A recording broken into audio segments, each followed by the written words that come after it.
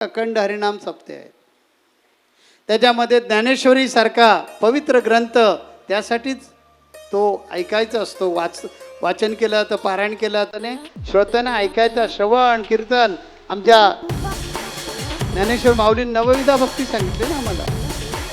तेव्हा श्रवण सुद्धा भक्ती आहे. आणि हे श्रवण करून मनन करून चिंतन करून आम्ही आपल्याला काय केलं पाहिजे, जन्माचा उद्धार केला पाहिजे.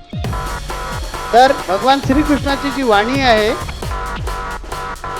ती वाणी म्हणजे गीता. यावेळेला अर्जुन भयभीत होतो. अर्जुन घाबरलेला नसतो, क्षत्रिय आहे तो, घाबरणार का? म्हणजे मरेपर्यंत हटणार नाही असा तो घाबरा नव्हता. तो घाबरत होता पाप पुण्य. अरे मी 42 पिढ्यांचा उद्धार, सगरपुत्र भागीरथ प्रयत्न करून त्याने आपल्या पूर्वजांचा उद्धार केला, आणि मी काय करतोय, माझ्या मामा चुलते काका भाऊ यांना मारून या मुर्द्यांवर राज्य करायचं मला नको. आणि ज्यावेळी त्यांच्या हातातलं शस्त्र धनुष्यबाण खाली ठेवला त्याने, त्यावेळी मात्र भगवान कृष्ण गुरुच्या भूमिकेमध्ये उभे राहिले. जसं मला रामायणाच्या काळामध्ये आठवतंय की ज्या वेळेला समुद्र आता ओलांडून जायचं सीतामाईचा शोध घ्यायला, त्या मारुती राया गर्भगडीत झाल्यावर मी आपण समुद्र ओलांडून जाऊ शकत नाही. त्या जांबवंताने आठवलं, अरे मारुती तू एवढा गर्भगडीत कशाला झालास? तू जन्माला आल्या काय केलं, सूर्याला गिळायला गेला होता. सूर्य कुठे? आणि हा समुद्र तुझ्यासाठी. आणि ती जागृती केल्याबरोबर मारुतीने उड्डाण केलं आणि लंका गाठली. गुरु नेमकं हेच काम करतात. ज्ञानेश्वरी आपलं नेमकं हेच काम करते की तुमच्यामध्ये असलेला जो आत्मभाव जागृत करण्याचं काम करते. म्हणून अखंड हरिनाम सप्ते वारंवार झाले पाहिजे, आवश्यक आहे. त्याच्यातला बोध आवश्यक आहे. माऊलीने काय केलंय बघा, ही जी भगवद्गीता होती ना ती श्रीकृष्णाची वाणी, परंतु ज्ञानेश्वर माऊलीने काय केलं, तिचा अर्थ प्रेमळपणे सांगितला. म्हणजे एखादी गोष्ट समजत नसते ना, ते आई समजून सांगते. माऊलीने ते काम केलं. म्हणून मला वाटतं ज्ञानेश्वर माऊलींना कदाचित माऊली म्हणत असावी, कारण जे गुह्य आहे ते आपल्याला लेकरांना कळत नाही, ते ज्ञानेश्वरीमधून सांगितलं. जशी आई आपल्या लहान मुलाला एखादी कठीण गोष्ट सोपी करून सांगते, अगदी त्याचप्रमाणे ज्ञानेश्वर माऊलींनी हे गीतेतील गहन असं तत्वज्ञान, कारण त्याच्या गीतेमध्ये वेद आहेत, उपनिषदांचं तत्वज्ञान आहे. हे तत्वज्ञान अत्यंत लोकभाषेमध्ये ओळीबद्ध करून सर्वसामान्य लोकांसाठी खुलं केलं. कठीण अशी वेदांची जी भाषा होती, अगम्य असं जे ज्ञान होतं, ते ज्ञान ज्ञानेश्वर माऊलीने अत्यंत सोप्या भाषेत मांडून तुम्हा आम्हाला ज्ञानेश्वरी म्हणजे ज्ञानाचा सागर बहाल केलेला आहे.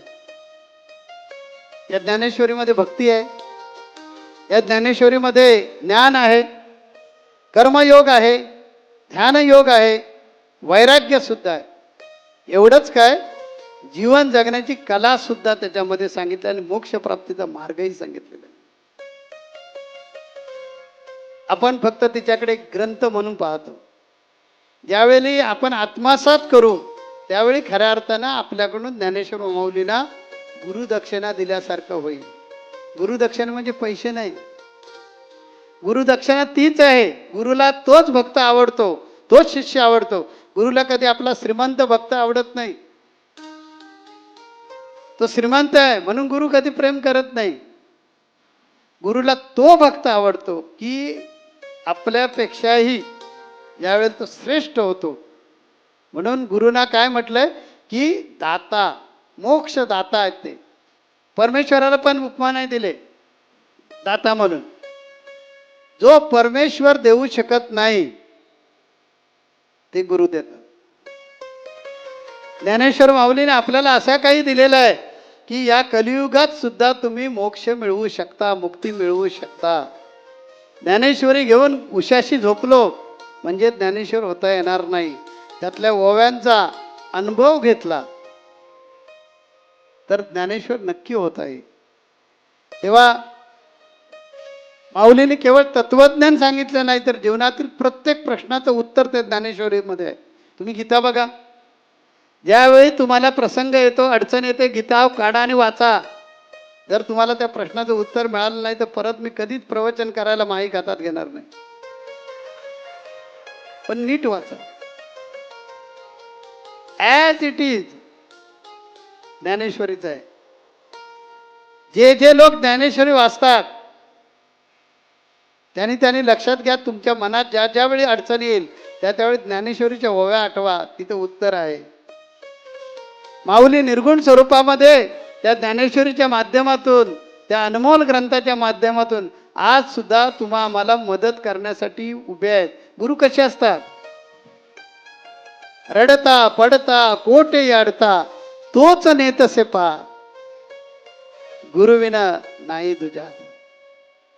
म्हणून ज्ञानेश्वर माऊली सारखं रत्न आपल्याला प्राप्त झालं, प्रत्यक्ष भगवान विष्णूचा अवतार, आणि त्यांच्या मुखातून आलेली ज्ञानेश्वरी आहे.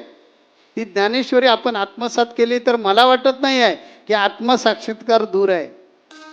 कारण जो जो जन्माला आला ना, मनुष्य जन्माला, त्याने जोपर्यंत स्वतःला पाहावे आपणासी आपण या नाव आत्मज्ञान, जोपर्यंत स्वतःमध्ये स्वतःला आपण शोधत नाही, या चराचरामध्ये कणाकणामध्ये, ही सृष्टी कशी आहे बघा,